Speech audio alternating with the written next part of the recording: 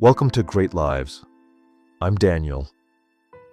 Here we honor individuals whose journeys shaped history and inspired millions. Their courage, talent, and dedication left a lasting mark across generations. Join us as we revisit their stories from film, music, sports, and culture, celebrating lives that continue to inspire and remain unforgettable through time. Joyce Randolph was born Joyce Sorolla on October 21st, 1924, in Detroit, Michigan, into a Finnish-American family. From a young age, she showed a natural interest in performing and developed her skills through local stage work and early acting experiences. During her teenage years, she performed with the Wayne University Workshop and also worked a regular job while continuing to pursue opportunities in acting. Her early career path eventually led her toward professional theater, including participation in a touring stage production that strengthened her desire to move into full-time acting.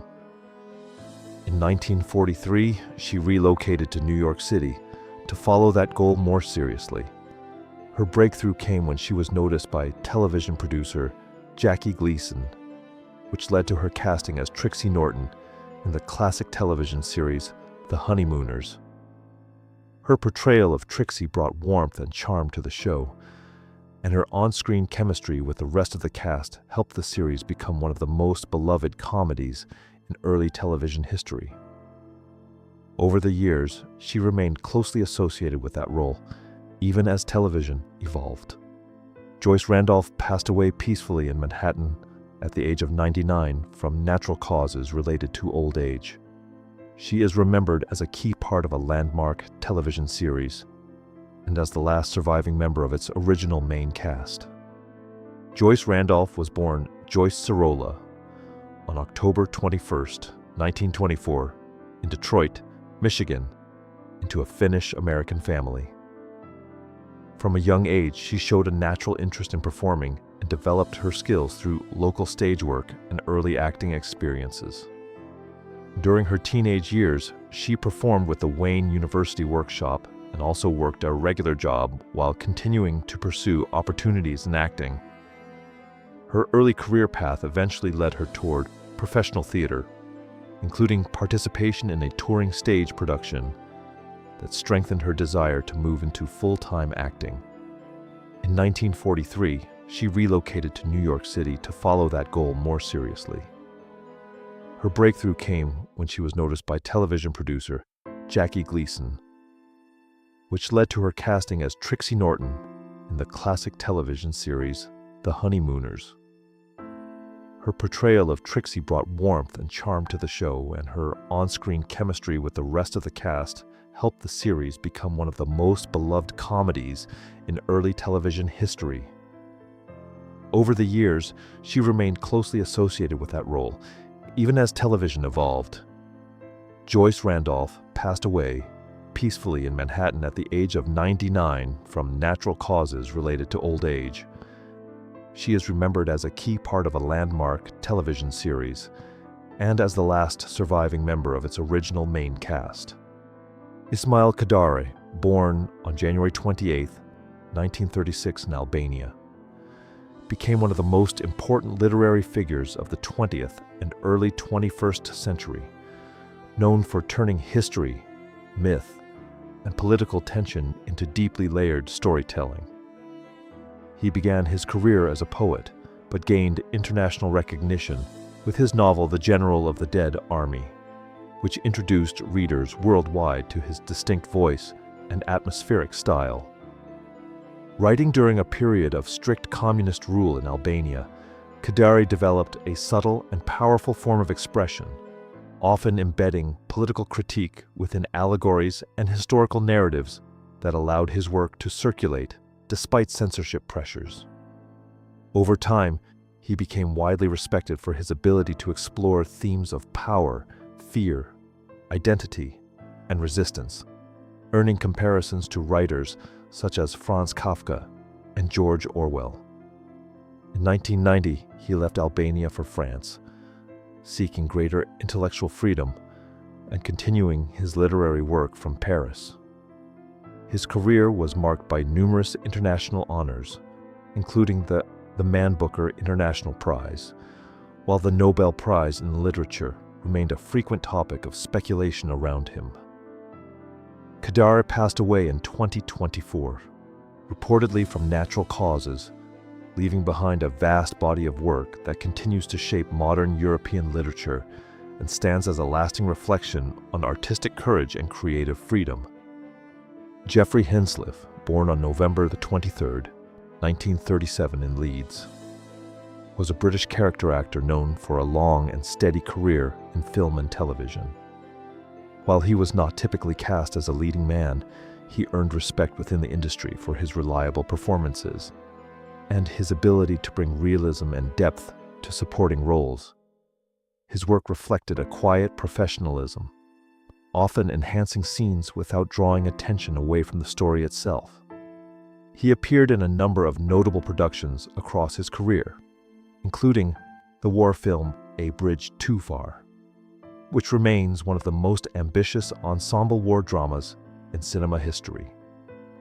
He also featured in the British series Brass, a comedy drama that showcased his range, and he was known to many television viewers for his appearances in Coronation Street, one of the longest-running and most influential soap operas in the United Kingdom.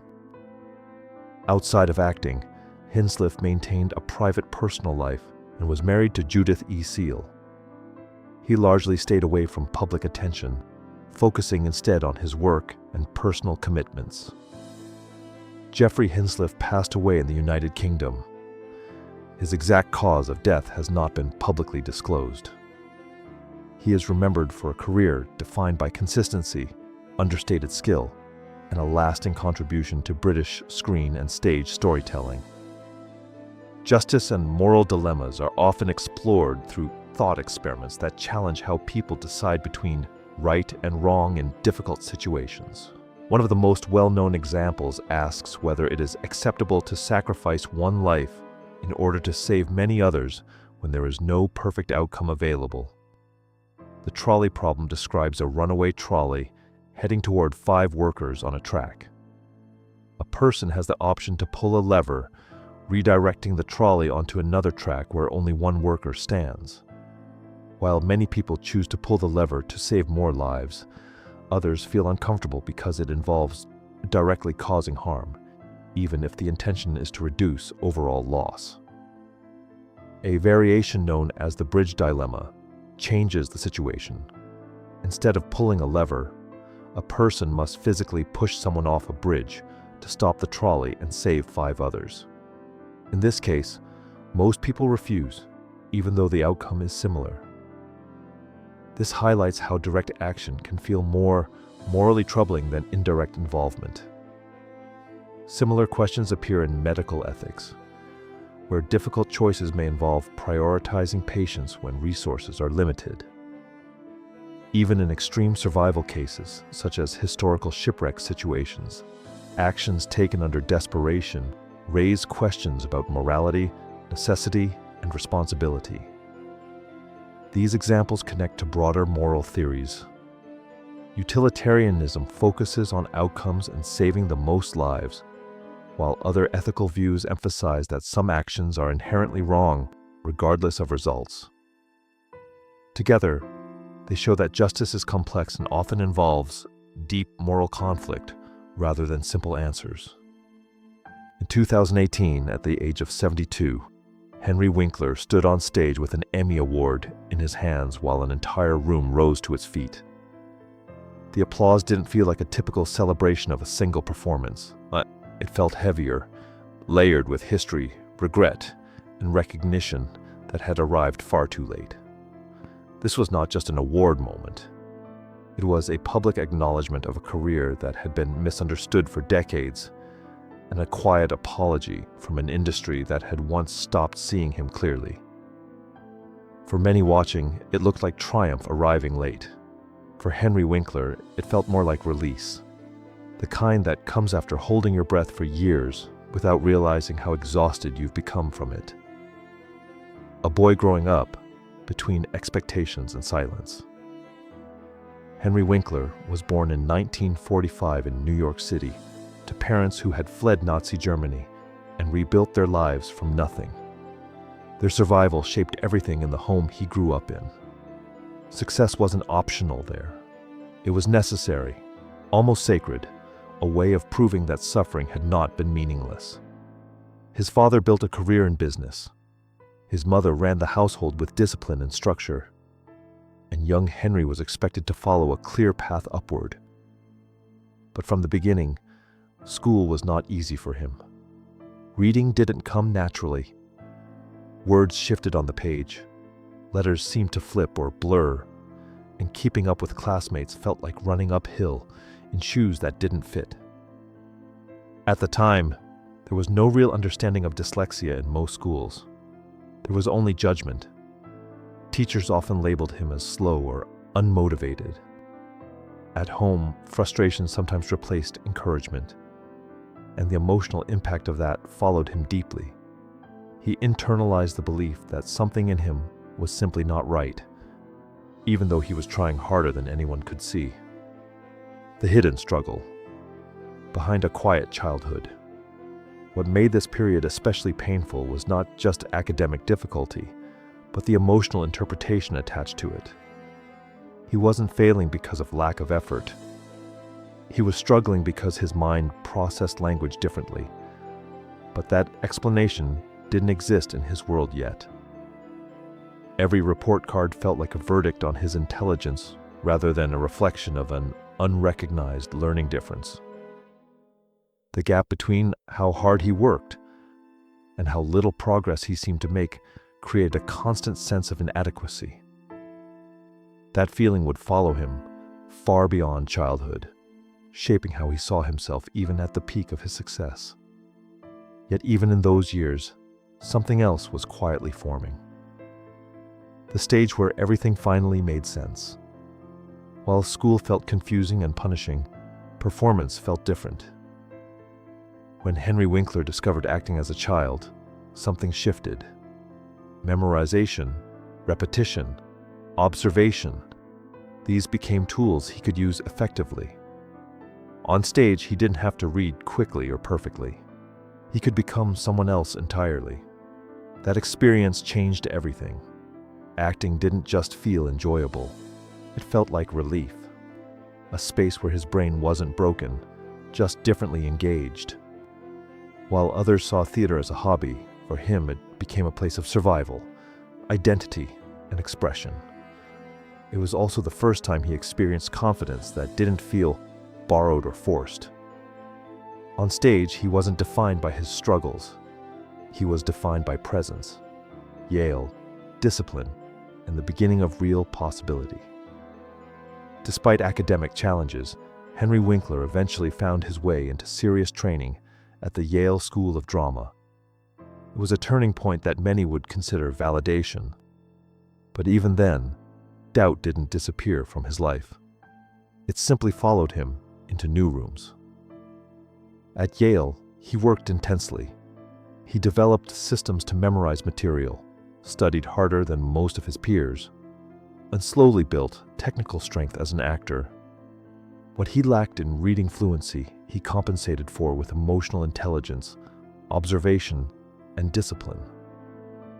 When he graduated, he entered the entertainment industry with hope, but also uncertainty. He had talent, training, and determination, but he did not yet know that his greatest challenge would not be getting noticed. It would be staying visible beyond a single defining role. The role that changed everything. In the early 1970s, Henry Winkler auditioned for a small role in a television sitcom set in the 1950s. The character was originally meant to be a minor presence, a supporting figure in a larger family-centered story. That character was Arthur Fonzarelli, later known as Fonzie. What Winkler brought to the audition wasn't just performance, it was interpretation. He saw the character not as a background tough guy, but as someone using confidence as armor, someone carefully constructing an identity the world would respect. That understanding transformed everything. The show, later known as Happy Days, quickly evolved around him. What was once a supporting role became the center of attention. Audiences responded immediately. Fonzie became a cultural icon almost overnight, representing effortless cool, confidence, and charisma. When a character becomes a cage. As the popularity of Fonzie grew, so did Henry Winkler's visibility. He became one of the most recognized faces in television. Millions watched weekly. Merchandise exploded.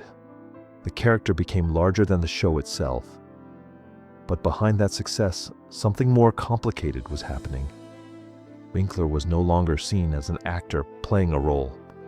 He was seen as the role itself.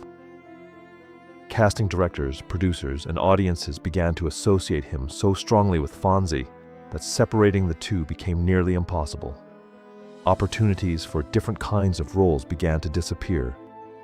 He was too iconic to disappear into characters, yet too associated with one persona to be seen differently.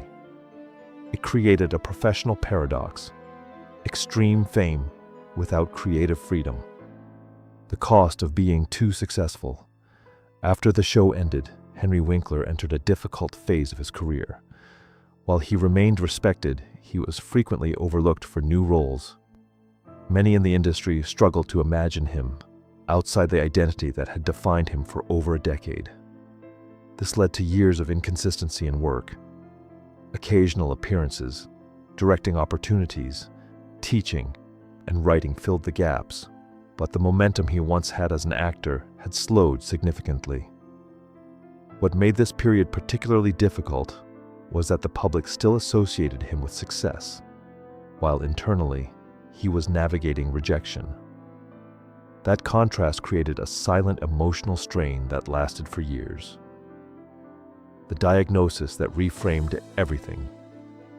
Years into adulthood, while supporting his stepson who was struggling in school, Henry Winkler encountered the word that would redefine his past: dyslexia. Suddenly, the patterns of his childhood made sense. The reading difficulties, the frustration, the misinterpretations of his intelligence, all of it aligned with a learning difference that had never been identified when he was young. The realization was both relieving and painful. It offered clarity, but it also highlighted how misunderstood he had been for most of his life. What had once been labeled as inadequacy was now recognized as difference. This understanding didn't erase the past, but it changed how he interpreted it. Years in the shadow of a famous name. Even after understanding himself better, Henry Winkler still spent many years navigating limited roles in Hollywood. The industry had moved on, but his identity remained tied to a single character from decades earlier. He worked steadily, but not prominently. He directed episodes, appeared in smaller roles, and continued writing. His children's book series, created with writer Lynn Oliver, became one of his most meaningful accomplishments, offering stories about a dyslexic child navigating school challenges with creativity and humor. Still, recognition in acting remained limited. The gap between talent and opportunity remained wide for a long time. A slow return to creative recognition. Over time, something began to shift. In later decades, Winkler started appearing in roles that allowed more range and depth. His work in shows like Barry demonstrated a different side of his craft, one that was emotionally layered, vulnerable, and complex. Critics began to reevaluate his career. Audiences saw him differently. The same industry that had once struggled to separate him from a single role began recognizing the depth of his broader abilities. What had changed was not his talent, but perception, catching up to reality. The Emmy that finally arrived. When Henry Winkler finally won his Emmy for Barry, it was not just recognition of a single performance. It was acknowledgement of an entire career that had been underestimated, mischaracterized, and delayed in its appreciation. On stage, his reaction was deeply human, emotional, unpolished, and honest. He spoke not like someone celebrating sudden success, but like someone releasing decades of accumulated weight. The moment resonated because it felt earned over a lifetime rather than a season. Beyond fame, what his story really represents. Henry Winkler's journey is not simply about fame or career success. It is about identity shaped under misunderstanding, resilience under repetition, and patience under long periods of invisibility. It is also about how success can become complicated when it defines you too narrowly, and how rediscovery can take decades when perception becomes fixed. His later advocacy for dyslexia awareness added another layer to his legacy. By openly discussing his learning differences, he helped reshape how younger generations understand intelligence, ability, and difference. A life still moving forward. Today, Henry Winkler continues to act, write, and speak publicly about learning differences and resilience. His career has become an example of longevity, not defined by early peak success, but by continuous reinvention. He is remembered by many as Fonzie, but he is no longer limited by that identity. He is also a writer, advocate, teacher, and performer who found recognition at different stages of life. His story ultimately reflects something simple but powerful. A life is not defined by how early success arrives, but by how long a person continues to grow after it. And in that sense, the standing ovation he received in 2018 was not the end of a journey. It was the moment the world finally caught up to it.